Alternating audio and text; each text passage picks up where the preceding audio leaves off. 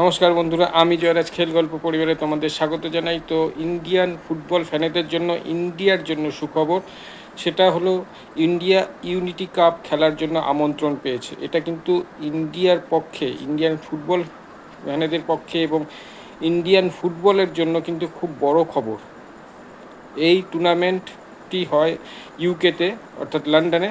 সেখানে ইন্ডিয়া খেলবে নাইজেরিয়া, যাদের বর্তমান র্যাঙ্কিং 21, জামাইকা, যাদের বর্তমান র্যাঙ্কিং 71, এবং জিম্বাবুয়ের সাথে, হয়তো জিম্বাবুয়ের সাথে, এখনও কনফার্ম হয়নি। তো যাই হোক, ইন্ডিয়ার কাছে একটা বড় স্টেজ। ইন্ডিয়া এই যে এত বড় বড় নামি টিমগুলোর এগেনস্টে খেলবে, এটাই এক প্রকার একটা বড় বিজ্ঞাপন ইন্ডিয়ান ফুটবলের জন্য। ইন্ডিয়া রিসেন্টলি তাদের যে এশিয়া কাপ কোয়ালিফায়ার ছিল, লাস্ট ম্যাচে হংকংকে নিজের ঘরের মাঠে হারিয়েছে 2-1। এরপরে এই যে খেলার সুযোগ, এটা কিন্তু ইন্ডিয়ার পক্ষে খুবই বড় একটা অপরচুনিটি। অবশ্যই ইন্ডিয়ায় নতুন টিমে নতুন অন্তর্ভুক্তি ঘটেছে রায়ান উইলিয়ামসের, এবং তারপরে কিন্তু ইন্ডিয়ার খেলার মধ্যে সেটা একটা ছাপ দেখা যাচ্ছে। তাদের মনোবলে, তাদের খেলায় সেটা দেখা যাচ্ছে। তারা পজিটিভ খেলছে, অ্যাটাকিং খেলছে এবং অনেক সুযোগ ক্রিয়েট করছে। এই যে রায়ান উইলিয়ামস একমাত্র পিআইও প্লেয়ার, একটি পিআইও প্লেয়ারে যুক্ত হওয়াতে এত সুন্দর খেলছে। পরবর্তীতে যদি আরও পিআইও প্লেয়াররা আসে, ইন্ডিয়া কিন্তু অনেক ভালো খেলবে, আশা করাই যায়। যেমন আমাদের পাশের দেশ শ্রীলঙ্কা, তাদের স্কোয়াডে এখন 14 জন শ্রীলঙ্কান অরিজিন প্লেয়ার অন্তর্ভুক্তি করেছে, অর্থাৎ পিআই প্লেয়ার অন্তর্ভুক্তি করেছে। বাংলাদেশও করেছে 5-6 জনকে, তার মধ্যে হামজা চৌধুরী খুবই ভালো প্লেয়ার। এরকম বহু দেশ তাদের টিমে তাদের অরিজিন প্লেয়ার অন্তর্ভুক্তি করে নিজেদের দলের শক্তি বাড়াচ্ছে।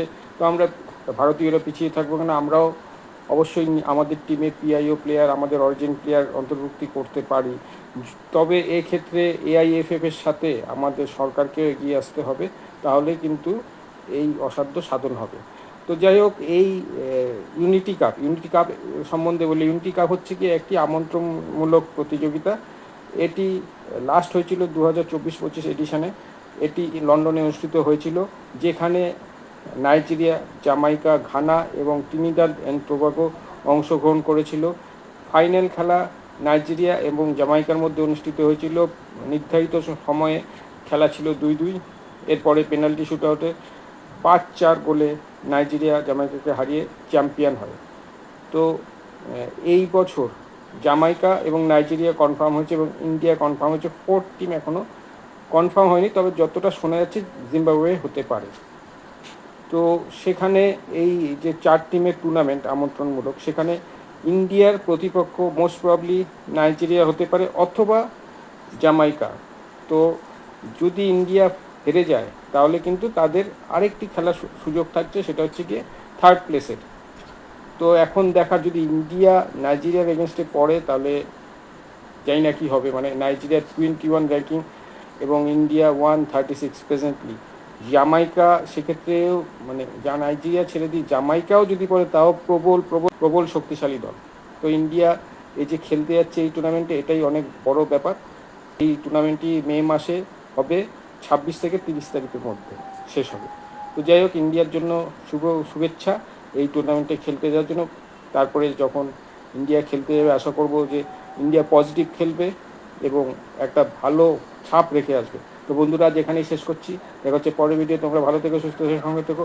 আর আমার এই ভিডিওটিকে অবশ্যই শেয়ার করো। যারা ফেসবুক থেকে দেখছো, আমার পেজটিকে লাইক করো। আর যারা ইউটিউব থেকে দেখছো, তারা আমার চ্যানেলটিকে সাবস্ক্রাইব করো।